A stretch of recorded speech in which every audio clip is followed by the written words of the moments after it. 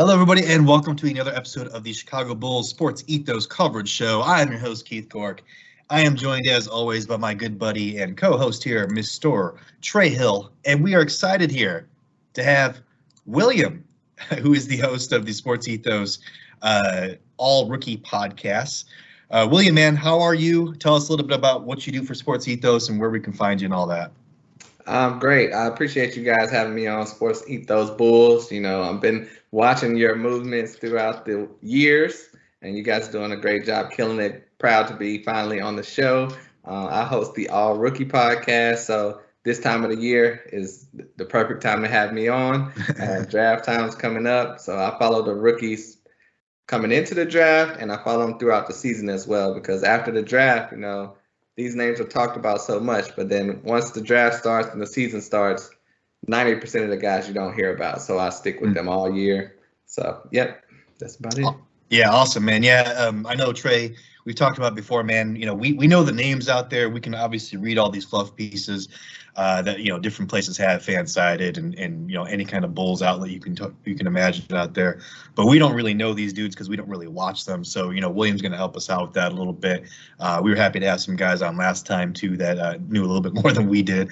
But I'm excited, man. But hey, before we get started, listeners, I want to tell you all to take a moment to go follow @EthosFantasyBK on Twitter. It's the single most dominant basketball and fantasy news feed on earth. Get all your NBA news in one handy Twitter feed. It's faster than the competition and provides more analysis too. Again, that's @EthosFantasyBK on Twitter. Go follow it now. Trey, I'm gonna let you start, man. I know you are all in and very high on. I believe his name is pronounced Tari Eason. I've done a little bit more research since you talked about him. But yeah, why don't you tell us a little bit about why you want him on the Bulls?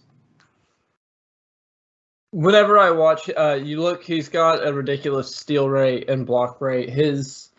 I really like his defensive instincts. I think when you watch the NBA Finals this year, it was the two best defenses. And a lot of what the Warriors were able to do so well, and Draymond Green, he's like the quarterback of it, but it's not even rotating, but pre-rotating. And I feel like Eason's instincts on the defensive end are so good that if you put him in the right environment, and I think playing beside Lonzo, Caruso, I think that's the right kind of environment to foster that competitive nature.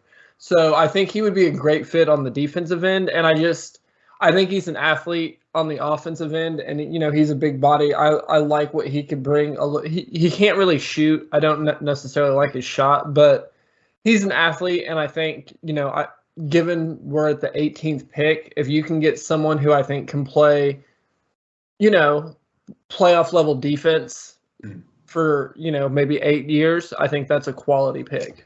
Yeah, watching these Warriors and Celtics, man, I want some defense on my team, man. I'm so sick of watching these guys be some Ole defense. But William, man, so the 18th pick, is Tari Eason even going to be there for us?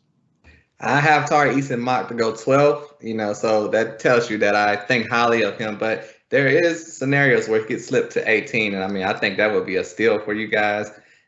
You got a steal last year in Ayo Dosunmu. I had him ranked around 24th, and you got him about 45th. So you guys clearly know what you're doing. But yeah, I think you probably need a power forward as your biggest need. Would you agree with that? Yeah, we definitely need so I think as far as the Bulls needs go, we definitely need some big bodies. I've said we need some shooting also, which we'll get into a little bit later in the show. But I think big bodies are probably the biggest need for us. So yeah, power forward, I would say. If I had to pick a position, I'd have to say center. Like if I could get like Duren, like if for some reason the Bulls he slid to maybe 13 and the Bulls were able to trade up. I think Patrick Williams is our 4 of the future. And so if I had to pick one position where I could, upgrade it, as much as I love Vooch, it would be the center position. When we're talking about Tari Eason, William, do you have any kind of like player comps for us here? Like who's he most comparable to that's in the NBA already? I am doing my player comps like crazy right now, but I do not have a person that comes to mind with Tari Eason, but the talent is clearly there. Playing 24 minutes off the bench in college, scoring 17 points per game. Yeah. I mean, his potential is through the roof, but no player comp on him yet. Okay, no worries. Yeah, no, I think, it'd be fantastic if we got this guy too. I would love to get this guy. I think like you said, William, it'd be a steal for us. Trey's kind of helped me see the light here. I've been looking at some of these dudes and trying to watch our highlight reels, and he sent me Tara East and stuff, and I was like, all right, if we can get this guy, I think that's going to be a good gift for us. But let's say he does go earlier, and Trey, you mentioned it. And this is a question I kind of have for both of you guys. I'll start with you, Trey. And I think I've asked you maybe this before, but now that we're a little bit closer, just a few days out, do the Bulls have a possibility here to trade up into maybe the late lottery to get somebody like a Jeremy Sohan or a Tari Eason? I mean, can we package Kobe White, with that number 18 pick and maybe move up? We've got the Charlotte Hornets there. We've got the Knicks there, Thunder, Cavs. Those guys are all in that kind of range where we can get one of those dudes. So, Trey, what do you think, man? Is that any of those teams going to be willing to take that package? I mean, if a team is looking to trade back, I think we've seen with this Christian Wood pick, the value of the 26th pick was a guy who was, like a 17-10, I think, last year. Yeah. Oh, yeah. So if that's the value of the 26th pick, if you have the 18th pick and Kobe White, or the 18th pick and Vooch, not even really Vooch, but the 18th pick and White, I feel like that's a good enough package to move up significantly if a team is looking to trade down. But that's the real thing is a team looking to trade down, because everyone thinks they're a draft expert, I feel like. So everyone thinks they're going to be able to pick their guy and they're going to work out. And in a draft like this, I feel like there's a lot of talent in that that late lottery range. Yeah, I mean, I've heard, let me ask you just a general question, William, before you get into the question I just asked there. But I've heard this draft isn't as, I guess, deep, I would say. I've heard that kind of thrown out there. I mean, what do you think about it as far as terms of depth of this draft? I actually do think this draft is pretty deep. I don't think it's as talented as it was last year because those top guys are all-star guys. This draft is more, you're going to have everyone in the first round should be a contributor pretty much. I mean, I think it's going to be very solid. And you'll hear a lot of people saying pick 15 to 18 through pick 35 to 40. The talent is not that big of a gap in there. Okay, cool. So, so do you think that the Bulls have a chance to trade up here to get maybe one of those guys that we're really targeting? I'm an outsider, so I don't know if you guys like Kobe White more than I do, but no, yeah. I don't think he's going to be enough to move up from 18 to significantly, 10, 12, maybe 15. The Hornets, they could use a backup point guard, and they don't need that second pick urgently. They drafted 3 guys last year and didn't play them. So maybe you can get up to 15, but I don't know if anyone's looking to move back. I heard Cleveland's looking to move back, though. Okay. And they are right. Where's Cleveland at? I don't remember off the top of my head. 14. 14. Yeah. So they're right there where one of those guys could be available. I think that's something where you kind of watch, you have the conversation open and you watch the draft, you see who goes. And if they are moving away from Sexton, they might have a need for a guy who could score. But just like William said, I mean, this is a Bulls podcast, but we're not. I mean, we're homers, obviously, Trey, but we're not so far homers that we think that Kobe White is the bee's knees. I mean, this dude. I mean, I'm looking at the Knicks. I think moving up 4 spots. That's not. I don't think that's us being homers, looking to move up 3 or 4 spots and using him as the trade bait. The problem is that with all the shortcomings Kobe White has that we know about, the entire league knows about them too. He just doesn't have the ball security, just not really a point guard and not really a primary playmaker. But, if you're looking for a backup point guard, I think, he's not bad. I mean, he can definitely be a microwave off your bench and score some points for you. So if someone's looking for that, it's possible. So, all right. But I do have tons of other guys here, and I want to get to them, obviously. The biggest guy that I hear all the time, William, and I'm going to ask you about him, Mr. E.J. Liddell is the guy that, I see most times in mock drafts and in Bulls propaganda that I'm seeing us picking. So how do you feel about that pick at 18 for the Bulls? Well, I'm probably contrarian on E.J. Liddell. I have him in the 30s. I don't think too highly of him. I think if it worked for anybody, though, it could be the Bulls. But his talent is there. The skill was there for college. But to be 6'7", and he's pretty much a big power forward or center, I don't see how that's going to translate. Because 6'7", you're going to have to guard small forwards, possibly shooting guards. I mean, Draymond is kind of an outlier, you know. It's not everyone's going to be Draymond, and a lot of people are comparing guys like this to Draymond. He was very talented in college, but I would not be confident in taking a high selection on him. And I believe this was his teammate, but I've also seen out there that I think it's Malachi Branham was his teammate, and maybe he's a higher upside play. Is that a guy you have mocked higher than EJ Liddell? Oh yeah, I love Malachi Branham. He's my 6th ranked player. You know, I have him probably going around 10th or 11th to the Knicks or the Wizards. His potential is through the roof. Yeah, I just compared him to a young Ray Allen. Okay. Wow. All right. I like that. What about you, Trey? Are you high on EJ Liddell? Have you been seeing the same things I have, or linked to him a lot? What I've liked what I've seen and read about him is he went back to college to improve on the things he knew he was going to need to do at the next level. So to me, given the players the Bulls have, drafting someone who's going to come in and be happy with their role and is going to be coachable, is going to be someone who can learn the things. I think there is value in having a guy who can do that, but if that's who the Bulls end up with, I'd be lying if I said I wouldn't. I would be disappointed if that's who we get. Yeah. Especially at 18. You know, I love what AK can do draft wise. If they trade back into the early 20s and maybe get another 2nd round pick and then get him, it wouldn't be so bad. But right. I just feel like being at 18, I need something a little bit more. I feel like this is the pick. Sorry, William, didn't mean to cut you off, but I think this is the pick that if we're talking about the old regime with Garpax, this is the guy they go with because he's such a safe guy. And I said that in the last episode too. What were you going to say, William? I was going to say, if he was 6'10" instead of 6'7", fine, do it, But it's just a risk for me. Yeah, for sure. What about the Bulls would be drafting Patrick Baldwin. Oh, Patrick, yeah, I do have him. It was the old regime. Oh, okay. So you're not high on Patrick Baldwin. I got him here as kind of an outside guy. I'm not too excited about him, but I do have him kind of here on my radar. You're not very high on him, huh? I heard on, I think it was Upside Swings. I'm not high on him as a point guard, but if you can sell me on the idea that 5 years from now, he's like a Kevin Looney, super small ball 5 type. You can sell me on that, and I think he could be interesting. But no, I'm pretty far out on guys who rate as the worst athletes in the draft. Are you out on Patrick Baldwin too, William? I actually like Patrick Baldwin.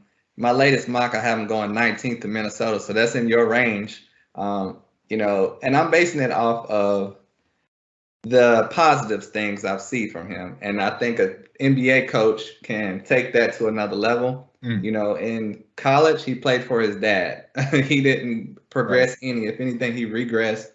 The talent is there. The size is there. The form is there. I think he can be molded into something really good. And, he's a high risk, high reward, but around pick 18 to 25, I think is worth the risk.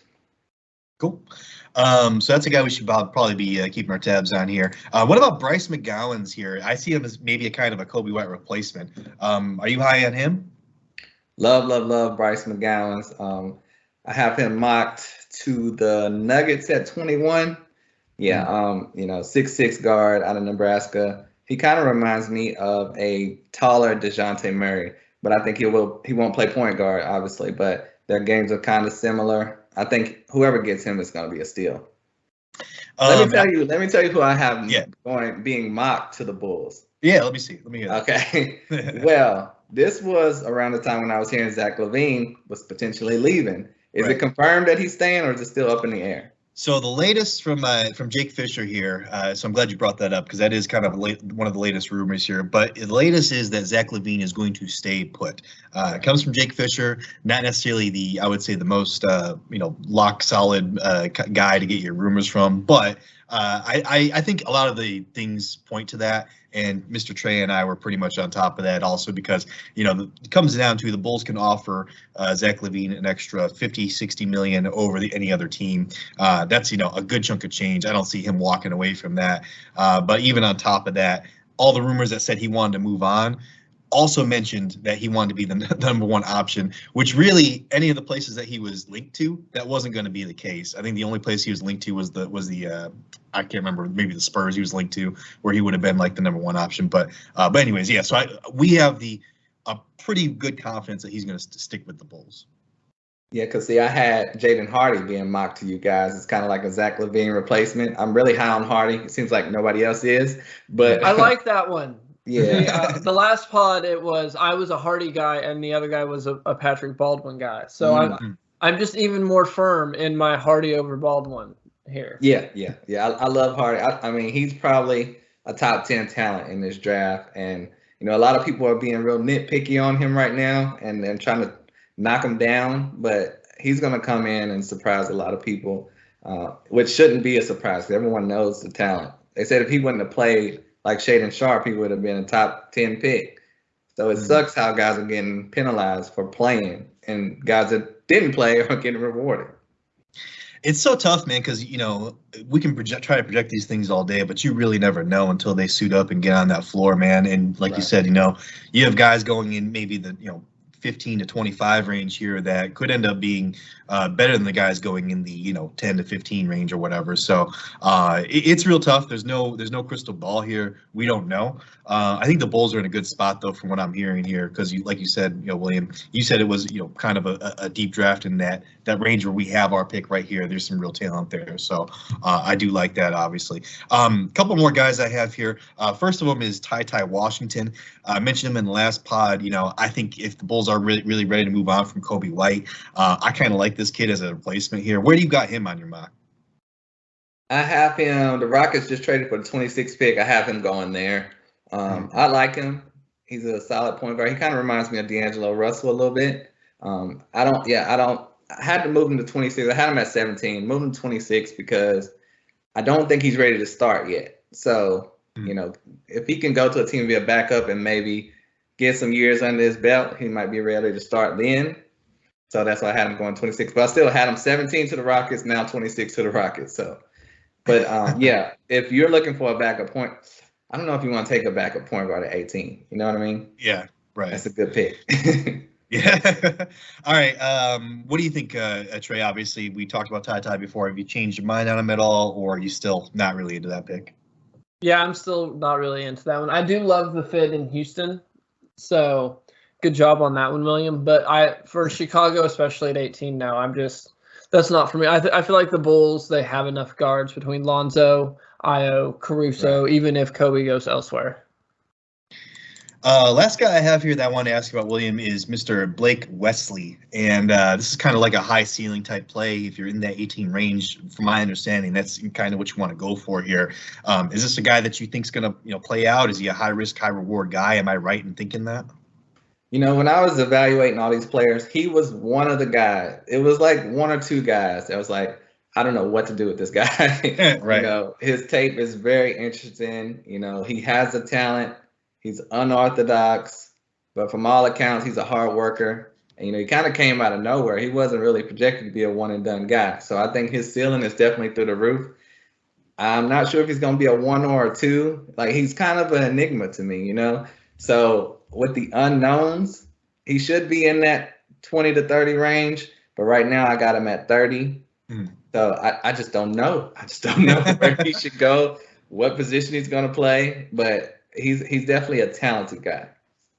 Well, I'm sure all these guys, man, they're going to do well on whatever teams they go to. Well, some of them will, some of them won't. But hopefully in fantasy, we get all the good guys. But folks, just speaking of fantasy, there is no such thing as a fantasy offseason, only the pre-draft season. And we are pre-draft right now, just a few days out here. Here it is here at Sports Ethos, the pre-draft season has already begun. Our expert analysts are churning out important lessons learned and draft analysis on incoming rookies so you can get a jump on your prep. And we'll have incredible free agency and summer league coverage as well. But only if you're part of our premium member team. Head to sportsethos.com now and click on the premium tab to grab a fantasy pass today. Seriously, cook yourself one extra lunch per month because it's only $5.99. So we'll see you there. And William, obviously a big key in helping us evaluate these rookies. So he knows his stuff. So it's really a good deal for you guys out there, especially if you're really into fantasy basketball like I am. So yeah, go out there and get it, man.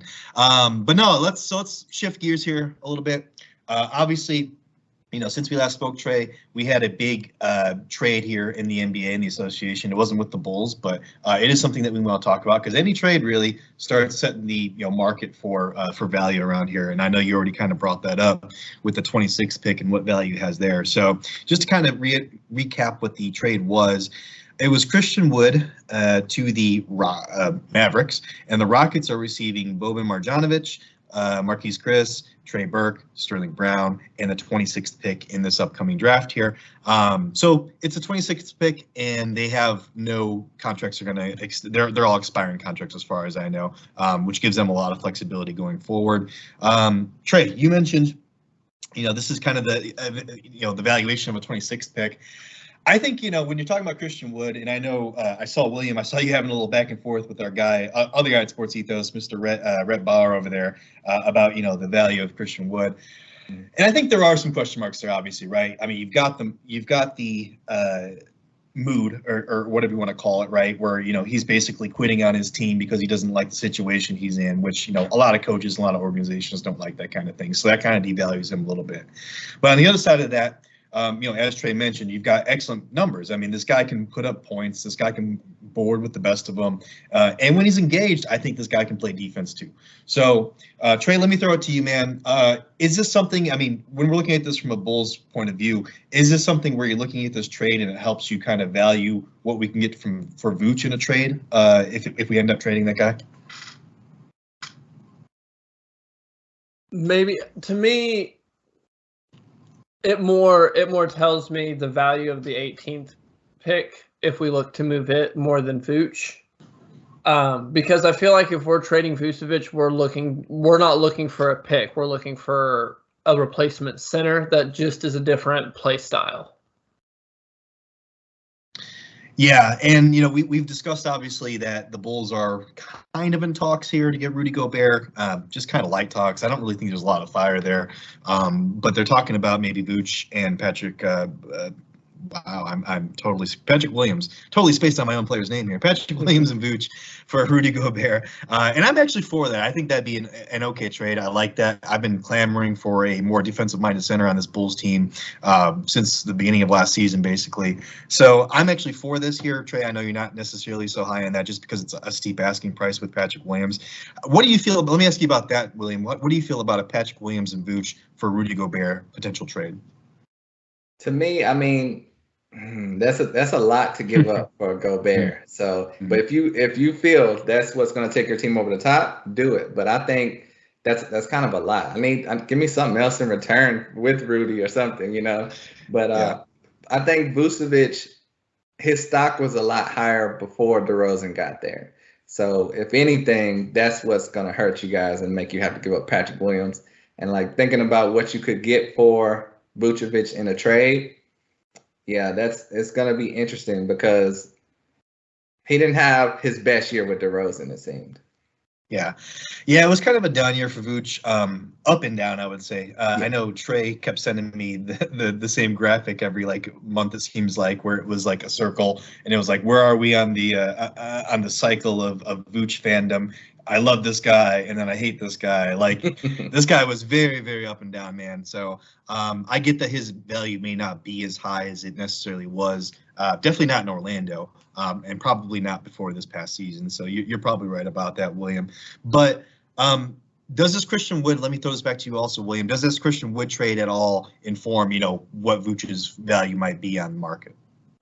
I don't really think so because, like you said earlier, the Rockets were kind of done with him and he was kind of done with the Rockets. So right. I think the disgruntledness lowered his value because if he was the perfect player and they loved each other, it's no way he should have been traded for that low of a pick. So I don't really think it should weigh in Vucevic's trade value, but unfair as it may seem, it may play a role.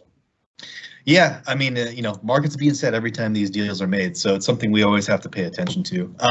The Bulls, Trey, as I mentioned here, I think earlier in the show, they've been linked a little bit. Again, not a lot of smoke or fire to this, but Mo Bamba is a name that's been brought up.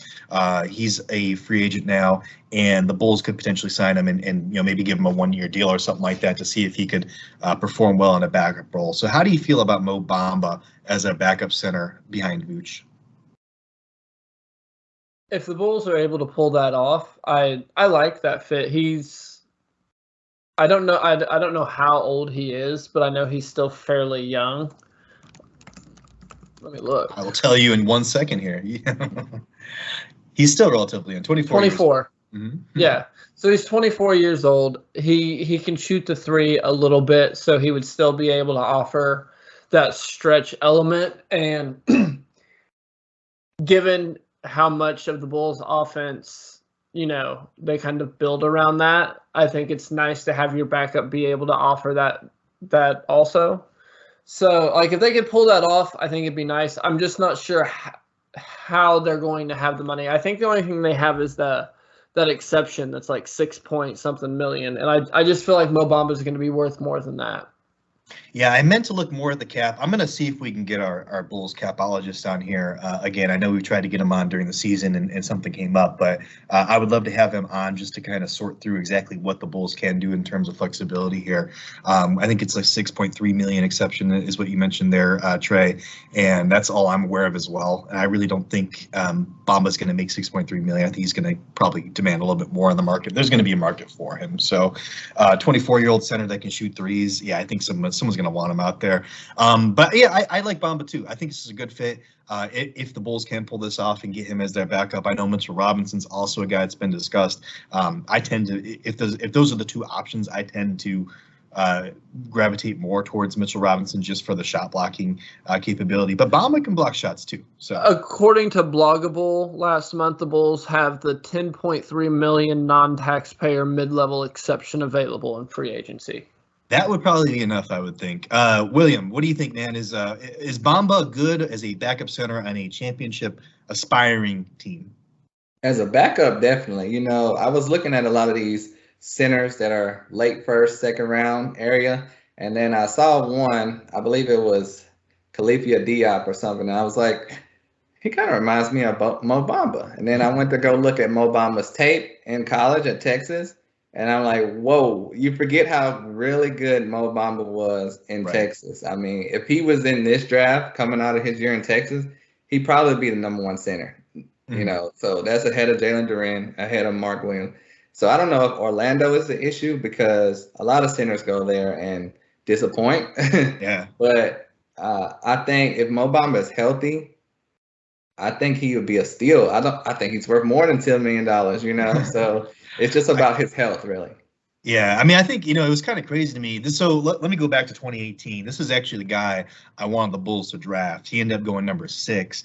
Bulls had number 7 pick because we had number 7 for like 3 years in a row. It was crazy. But anyways, we went with Wendell Carter, who actually is now on the Orlando Magic and playing pretty well, actually. So go Wendell. I'm happy for him, man. That's a good dude. So I'm glad he's doing well.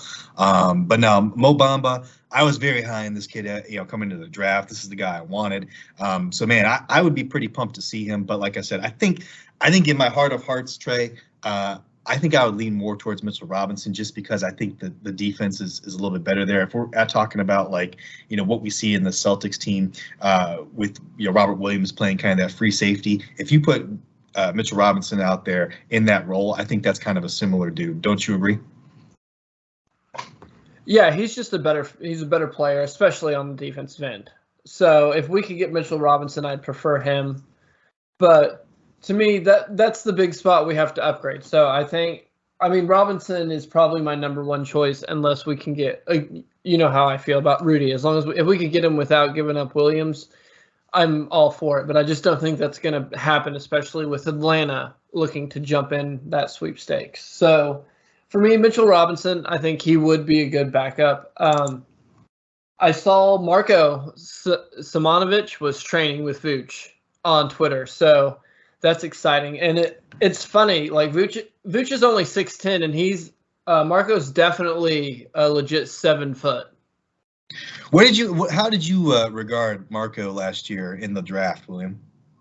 Well, I saw him. I didn't even scout him. He wasn't in my top 75. But seeing him in the G League and the Summer League and everything, I was like, whoa, this guy is incredible. So I was looking forward to seeing him play with the Bulls because, he was lighting it up with the G League, and he just never got an opportunity. So I don't know what the issue is, if they don't trust his defense or what, because he was putting up some monster numbers. Yeah, we don't know either, honestly, William. They're kind of mum on this. I don't know why he's not getting a chance or getting a call up. He's been with the big league or the big team, maybe for about, I think it was like 20 games or something like that, 30 games. But he only played maybe a handful of minutes, a dozen minutes or so. So it's really kind of puzzling because, like you said, that G League, I read his stats at the end of the season on a podcast, but it's something like 18 points and 10 rebounds, and he has like 3 or 4 assists a game too. And I was really impressed with his interior passing at the summer league, as I'm sure a lot of people were. So I was expecting big things from this guy, and he just hasn't gotten to play yet. The only thing I've seen, Trey, is that the Bulls don't feel like he is ready. I don't know if that means defensively. I don't know if that means foot speed. I don't know if that means fouling. I don't know what that means exactly. But have you seen anything else about why the Bulls aren't playing Marko Simonovic? I have no clue. So you're with me. We don't know. We don't know. But it kind of reminded me of Omer Yurtseven with the Heat. Yeah. He exploded in the summer league, G League also, and it took 2 injuries for him to play. And when he finally got to play, he showed out. So I guess Vucevic not getting hurt closed the door for Simonovic. Yeah, well, hopefully we'll see this dude this next season, and he'll be good, and maybe we won't get a backup center then. Maybe we'll get something else, but who knows? But last thing, one question. Yeah, go ahead. Didn't mention DeAndre Ayton. Are you out on him or what? He's available. No, yeah, I know. And the Bulls, there's been a little bit of rumblings about us getting DeAndre Ayton. I mean, I would like it, obviously. I just don't know, man. I don't know if that moves the needle enough for me. Like, if you're talking about Vooch, so Vooch had a not so good year, but I feel like, and I know Trey feels the same way, Vooch has a very unique skill set offensively for a big man at the NBA level. Really almost a 3-level scorer. He has a little struggle, I think, in the low post scoring, I think, especially this last season. But he can definitely step out and hit a 3, hit the mid range. Pick and pop is really great. So I just don't know if DeAndre Ayton, he is an upgrade defensively, obviously, but I just don't know offensively if he's going to bring in enough for me personally. Trey, what do you feel? I love DeAndre Ayton. I think people forget just how dominant he was coming out of college, especially as a prospect, and his willingness to sacrifice his kind of star power to instead fit into his role in Phoenix and become so good on defense, become the lob threat that he is with Chris Paul, and instead of commanding a high usage on the offensive end, being that guy coming out of college, he was just so willing to do what was asked of him. I think he'd be great in Chicago, especially being around all that talent. He's already shown a clear willingness to play with others and play well with others. So I would be all for it. I just don't think the Bulls are going to be able to meet the asking price. But if they could somehow manage to, they've taken advantage of the Suns before. The Bulls were able to just straight up buy Luol Deng years ago because the Suns didn't want to have to pay him. So, maybe they're happy with Vooch, Kobe White, and the 18th pick because that's just Vooch expiring, Kobe White can be expiring, and then they get the 18th pick out of it. Who knows? But if we could get DeAndre Ayton, I would be beyond happy. Well, there you go. I think it's easy to forget, how good he is just because he was kind of hidden on that Phoenix Suns team because that Suns team is so selfless. A lot of those guys, especially if you're looking at, I play a lot of fantasy basketball, a lot of their numbers are deflated just because they share the rock so much, they move the ball, and there's no really one guy. There's no one dude that kills you. It's the whole team. One of my favorite teams to watch. So I don't know, man. Maybe I have to revisit that a little bit. I'm still of the mindset that it's just not enough for me, but I could be wrong. I could be way wrong here. So let's talk about, though, speaking of good basketball, we just saw 2 of the best in the league, obviously. Boston Celtics and Golden State Warriors face off in the finals. Trey, let me throw this back to you, man.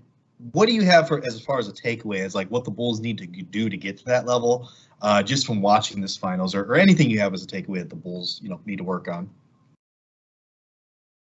They need to be healthy. I love the defensive rotations. I mention it all the time, but when Lonzo and Caruso were healthy, both of them were getting buzzed to be on all defensive teams. having those crisp rotations, having those defensive anchors, and being able to shut the water off kind of stuff, just to make teams play left-handed, to make them uncomfortable, and to have an aggressive defense. I think that's what you need, and I think the Bulls have the personnel for that. I'd like to, like you said, a Mitchell Robinson type. I'd like to be able to add an aggressive defensive center, but like that's where I'm at with it. What do you think? Yeah, I think you talked about the aggressive defensive center, and we talked about Mitchell Robinson. I think that's like one of the key takeaways for me is that you're looking at the starting centers here in the finals, and you've got Kevon Looney, who was a 30th pick in 2015. You've got Robert Williams, 27th pick in 2018. The Bulls right now have the 18th pick. This is where they could get that guy that could be that smaller center. And like you were talking about, like Patrick Baldwin or something like that. Maybe this is somewhere where we get someone that's an athletic kind of wing player, but we turn them more into like a shot blocker type of free safety defensive dude. Even if you go to the back to the conference finals, you're gonna, Bam Adebayo, 14th pick in 2017. So we're right in that zone right now to get that dude now, I feel like. And Robert Williams, he's 6'9". You can get that dude, I feel like, right now at 18. Is that guy out there for us, William? I mean, these rookies. Well, after Jalen Duren and Mark Williams, it's a drop off, but you have guys like Christian Coloco who go anywhere from 20 to 40. He could fill that role. He may need a year though. So, if you're looking for a big man through the draft, if you're not getting one of those top two, I think it may take a year, and they might not be ready to step in the Bulls willing to compete right now. Yeah, so that might not work with our timeline. The other thing I took away from watching this finals, Trey, is the Bulls, they still need to add three-point shooting. Three-point shooting is not going anywhere in the NBA. Both these teams, the Warriors and the Celtics shot a lot of threes. The Celtics seemed to rely on it through a lot of the games. And if they were hitting, then they were winning. If they weren't, then they weren't. So I'm looking for shooters, man. I got to get some more shooters on this team. I know you've kind of pushed back on that with me before, Trey, because the Bulls do shoot it at a high percentage. They just don't shoot a whole lot of them. And the second thing I know you've mentioned before is Lonzo Ball was out for a good portion of the season, and he shot 7-8 threes a game. So that's a lot of our three-point shooting just sitting on the sidelines right here. So do you still feel that way, Trey, that the Bulls have enough shooting, or maybe they just need to add like one end-of-bench shooter? I mean, you can always add more shooting, but I feel like when the Bulls were healthy, I think when they were healthy, they were the best three-point shooting team percentage-wise, and they were towards the bottom of the league in attempts. So I'd like to see the attempts go up a little bit, but as long as they can keep shooting the high percentage of them, I thought that they were effective at – I thought the Bulls were really good at driving off of closeouts last year, because they didn't – as much as I love Zach and DeMar, they don't necessarily they're not natural playmakers.